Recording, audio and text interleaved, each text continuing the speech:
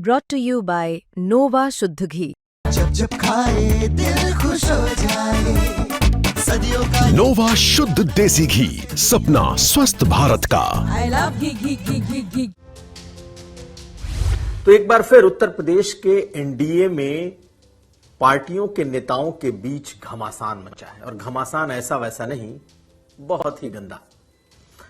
BJP के नेता अपने ही सहयोगी को बिना नाम लिए बिचौलिया करार दे रहे हैं, तो एनडीए के सहयोगी उन्हें दलाल बोल रहे हैं। किसने किसे कब क्यों दलाल और बिचौलिया कहा और क्या है इसके पीछे की पूरी सियासत, हम ये समझेंगे। यह भी जानिए कि ओम प्रकाश राजभर और अखिलेश यादव दोनों जन्मदिन पर शुभकामनाओं के मुद्दे पर कैसे भिड़ गए। अखिलेश यादव ने जन्मदिन पर राजभर को क्या गिफ्ट देने को कहा, तो राजभर ने कैसे उसका पलटवार किया। ये खबरें आज का यूपी में। नमस्कार, मैं हूं कुमार अभिषेक, आप देख रहे हैं यूपी तक। हम हाजिर अपना न्यूज शो आज का यूपी लेकर। तो पिछले कुछ दिनों से उत्तर प्रदेश में एनडीए के एक सहयोगी की पार्टी के साथ थोड़ी ठन गई है। यूं कहें तो पूरी पार्टी के साथ कम, अपनी ही कम्युनिटी के बीजेपी के नेता के साथ ज्यादा ठनी हुई है। लेकिन ये एक ऐसे स्तर पर पहुंच गई है जिसके बाद लगता है कि अब पार्टी को ही कहीं ना कहीं हस्तक्षेप करना पड़ेगा। जी हां, बात हो रही है संजय निषाद की। निषाद पार्टी के सुप्रीमो हैं, बीजेपी के सहयोगी हैं और योगी कैबिनेट में कैबिनेट मंत्री हैं। लेकिन ऐसा क्या हुआ कि उन्होंने बीजेपी के ही एक बड़े नेता सांसद को दलाल कह दिया।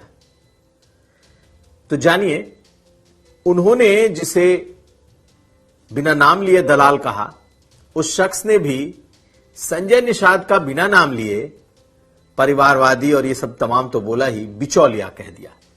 क्यों कहा ये भी बताएंगे, लेकिन पहले आप सुनिए। बात राज्यसभा सांसद जयप्रकाश निषाद की हो रही है।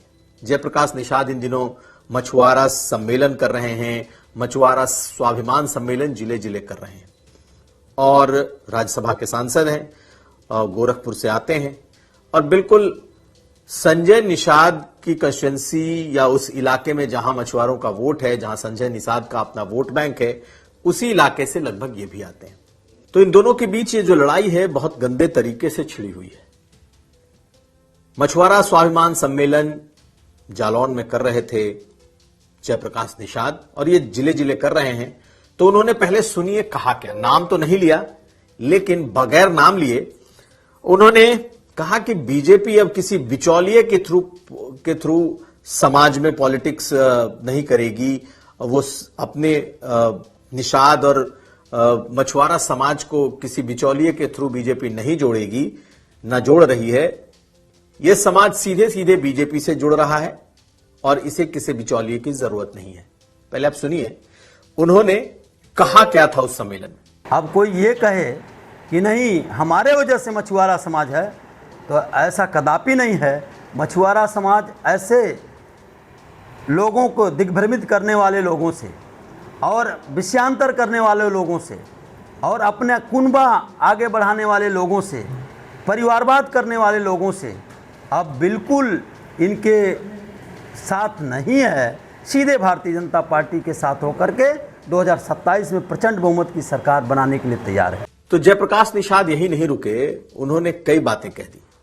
उन्होंने कहा कि नाम नहीं लिया, फिर कहा कि जो लोग अपना कुनबा बना रहे हैं, जो लोग परिवारवादी हैं और जो ये सोच रहे हैं कि उनके भरोसे बीजेपी मछुआरों और निषादों की पॉलिटिक्स कर रही है, वो अब इसे भूल जाएं। यही नहीं, उन्होंने याद भी दिलाया कि 2014 में जब बीजेपी प्रचंड बहुमत में सत्ता में आई केंद्र में, तब वो नेता कहां थे। 2017 में जब प्रचंड बहुमत में बीजेपी ने उत्तर प्रदेश में सरकार बनाई, तब वो नेता और वो दल कहां था। लेकिन मछुआरा समाज तब भी बीजेपी के साथ था। तो सुनिए दूसरी बात जो उन्होंने इशारों में ही सही, बिना नाम लिए, लेकिन सीधा हमला संजय निषाद पर ही था।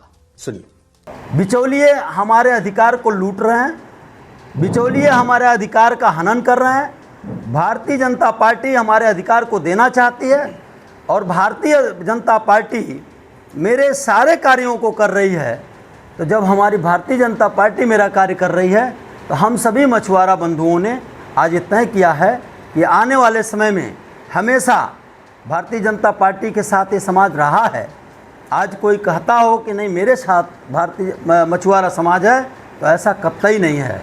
क्योंकि आपने देखा होगा 2014 में जब ये लोग नहीं थे, छोटे मोटे लोग नहीं थे, तो एक तरफा माननीय मोदी जी प्रचंड बहुमत से इस देश के प्रधानमंत्री बने। दूसरी बार आपने देखा होगा विधानसभा के अंदर 2017 में जब ये लोग नहीं थे, तब जो है प्रचंड बहुमत से विधानसभा में सरकार बनी। लेकिन संजय निषाद भला कहां चुप रहने वाले, पहले से ही खफा हैं। और खफा इसलिए है बीजेपी से कि क्योंकि बीजेपी जयप्रकाश निषाद को तवज्जो दे रही है। जयप्रकाश निषाद अलग से निषादों के बीच में पार्टी के लिए कार्यक्रम कर रहे हैं। तो देवरिया में वो एक कार्यक्रम में मौजूद थे और उनसे पत्रकारों ने सवाल पूछ लिया। जैसे ही जयप्रकाश निषाद का नाम लिया, उन्होंने भी आओ देखा न ताओ और अपनी बातें कहते कहते दलाल शब्द से संबोधित कर दिया। तो उनकी बातें भी सुनिए कि आखिर उन्होंने नाम नहीं लिया, लेकिन जयप्रकाश निषाद को उन्होंने कहा क्या है। तो अब नीति बनाने के लिए आ गया है तो तमाम दलाल पैदा किए जाएंगे हर पार्टी में कि जिससे कि समाज गुमराह हो जाए, अपनी नीति बनाने के लिए सत्ता में न जाए। दरअसल निषाद समाज के इन दोनों नेताओं की लड़ाई दिनों दिन बढ़ती जा रही है। संजय निषाद खुद को स्वयंभू नेता मानते हैं। निषाद समाज का, निषाद वोट बैंक पर अपना स्वयंभू अधिकार भी मानते हैं और उन्हें लगता है कि बीजेपी के साथ अगर आज निषादों का वोट जा रहा है तो ओनली सिर्फ और सिर्फ उनकी वजह से। हालांकि जयप्रकाश निषाद ने जो बातें कही कि 2014 और 2017 में जब बीजेपी को वोट मिले तब संजय निषाद साथ नहीं थे, लेकिन पिछले कुछ दिनों से इन दोनों के बीच की जो लड़ाई है वो इस कदर बढ़ चुकी है कि संजय निषाद ने तो बकायदा बीजेपी को धमकी दे दी कि अगर इस तरीके से उनके नेता अगर उनकी बेइज्जती करते रहेंगे और उनके बारे में अनाप शनाप बकते रहेंगे तो ये जो गठबंधन है ये खटाई में पड़ जाएगा। और उन्होंने खुलकर कहा था, यूपी तक से जो बातचीत की थी उसमें उन्होंने खुलकर कहा था कि ऐसे लोगों पर लगाम लगाएं, नहीं तो गठबंधन की कोई गारंटी नहीं है। सुनिए जो उन्होंने यूपी तक से बातचीत में कहा था कि बिना इशारे पर तो बोलेंगे नहीं। तो भाई गनर मिल गया, गाड़ी मिल गया, घोड़ा मिल गया, चल रहे हैं, बोल रहे हैं, उल्टा बोल रहे हैं कि आरक्षण परिवारवाद पर ये है वो। तो ये कहिए कि भाजपा, मेरा कहने का मतलब ये था कि भाई हम तो आज भी हैं, कल भी हैं, परसों भी हैं, जब तक दरवाजा भाजपा नहीं बंद करेगी तब तक है। लेकिन अगर इस तरीके का बयान देने वाले नेता से फायदा हो रहा हो तो भाजपा को हम लोगों को दूर कर दे। यही कहना मेरा कहने वाला, और कुछ मैंने नहीं कहा ना। दरअसल बीजेपी कहीं ना कहीं अब जिसे कहते हैं होम ग्रोन पॉलिटिक्स में ज्यादा विश्वास करने लगी है। इस चुनाव में 2024 में संजय निषाद के बेटे को भी टिकट मिला, संजय निषाद के कहने पर भी कई टिकट मिले, लेकिन निषादों ने इस बार समाजवादी पार्टी का रुख कर लिया। और अगर आप देखें तो सुल्तानपुर से लेकर संत कबीर नगर सभी जगह बीजेपी हारी। संजय निषाद कहते हैं कि उनके समाज ने कहीं कोई गद्दारी नहीं की, उनके वोटरों ने बीजेपी को वोट किया, लेकिन बीजेपी के वोटरों ने ही उन्हें वोट नहीं किया। और हार की वजह निषाद नहीं है बल्कि बीजेपी के कोर वोटर हैं जिन्होंने समाजवादी पार्टी को जिन्होंने निषाद पार्टी को वोट नहीं किया या निषाद पार्टी के कहने पर, उनके समर्थन करने पर वोट नहीं किया, या फिर जहां जहां निषाद समाज को सपा ने वोट किया वहां निषादों ने टिकट दिया, वहां निषादों ने उन्हें वोट कर दिया। लेकिन बीजेपी के भीतर ये लड़ाई आने वाले वक्त में और तीखी होने वाली है, क्योंकि संजय निषाद इस तरीके के नेता हैं कि वो यूं तो बीजेपी के साथ मजबूती से खड़े नजर आएंगे, लेकिन जब बात उनके आन पर आएगी तो शायद फिर वो भी कोई फैसला ले सकते हैं। ऐसे में पिछली बार जब संजय निषाद ने मोर्चा खोला तो बीजेपी के तमाम बड़े नेताओं ने उन्हें फोन किया, उनसे मुलाकात की, उनसे बुलाकर मुलाकात की, डिप्टी सीएम से लेकर प्रदेश अध्यक्ष तक सभी उन्हें मनाने पहुंच गए।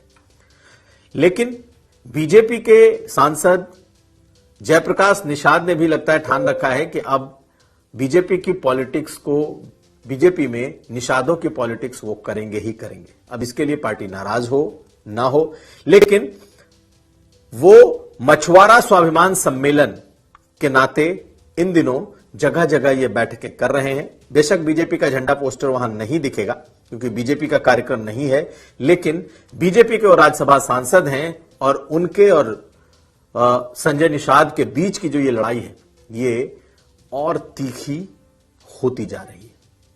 अब देखना है कि क्या बीजेपी किसी भी तरीके से अपने नेता पे लगाम लगाती है या फिर बीजेपी इस लड़ाई को बढ़ते रहने देना चाहती है। कहीं ऐसा तो नहीं कि इस गेम प्लान में पार्टी भी हिस्सा हो। खैर, बढ़ते हैं आगे अगली खबर। और अब बात ओम प्रकाश राजभर के जन्मदिन पर मिली शुभकामनाओं की। यूं तो बहुत शुभकामनाएं मिली, hoarding, banner, poster, bouquet, tweets, लेकिन एक शुभकामना खास थी और वो अखिलेश यादव की थी। किसी से छुपी नहीं है अखिलेश यादव और ओम प्रकाश राजभर की वो खट्टे मीठे बयानों वाली बातें। अखिलेश यादव जैसा बोलते हैं, ओम प्रकाश राजभर उसका दोगुना पलटकर जवाब देते हैं, या फिर अगर ओम प्रकाश राजभर ने कुछ बात कह दिया तो अखिलेश यादव भी उन्हें जवाब देने से नहीं चूकते। खैर, बात बर्थडे विश की है तो अखिलेश यादव ने उन्हें जन्मदिन की बधाई तो दी, लेकिन बधाई में कहा कि भाई मैं उनको अपनी तरफ से 100 रुपए दे सकता हूं। और उनकी बधाई खुद उनके मुंह से सुन लीजिए, क्या कहा था अखिलेश यादव ने। मैं क्या करूं इसके लिए, जन्मदिन उनका, मैं क्या करूं उसके लिए। 100 रुपए से काम चलता हो तो भिजवा दें। हम तो जो 100 रुपए देते हैं उन्हें, किसी को भी जन्मदिन हो तो। देखो, उनकी बहस इसलिए मत करो, वैल्यू मत बढ़ने दो किसी की।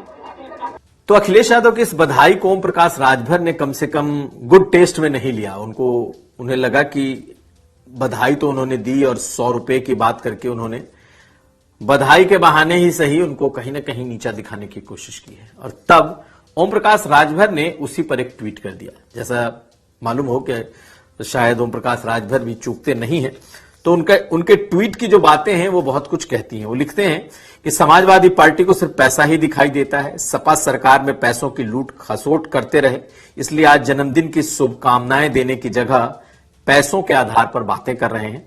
सत्ता से दूर हुए 8.5 साल बीत चुके हैं, कमाई का रास्ता बंद हो गया है, इसलिए अब 100 रुपए की बात करते हैं। अगर सत्ता में बने रहते तो करोड़ों अरबों के नीचे बात ही नहीं करते। ईश्वर करे जनता के पैसों से महलों में ऐश करने वाले अब पाई पाई का हिसाब रखें। मेरे जन्मदिन पर अखिलेश जी की शुभकामनाओं की मुझे कोई जरूरत नहीं है। ये लाइन ध्यान रखिएगा।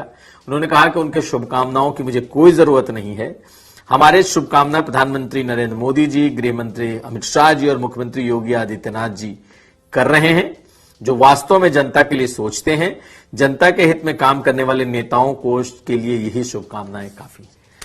तो ये कहने को तो शुभकामनाओं को लेकर एक कह सकते हैं सियासी लड़ाई थी, लेकिन जन्मदिन पर भी इस तरीके से शुभकामनाएं दी जाएंगी और उसका जवाब इस तरीके से मिलेगा, ये शायद ही कोई सोच सकता है। लेकिन खैर, दोनों नेता कुछ इस कदर से हैं कि कोई एक दूसरे को बख्शने के मूड में दिखता नहीं। तो ये था आज का यूपी। हम कल फिर हाजिर होंगे। आप हमें दीजिए इजाजत। देखते रहिए यूपी तक। आपको अगर कार्यक्रम अच्छा लगे तो लाइक करें, शेयर करें, सब्सक्राइब करें, लेकिन सबसे ज्यादा अगर आप कमेंट करें तो हमें बड़ी खुशी होगी। बहुत शुक्रिया।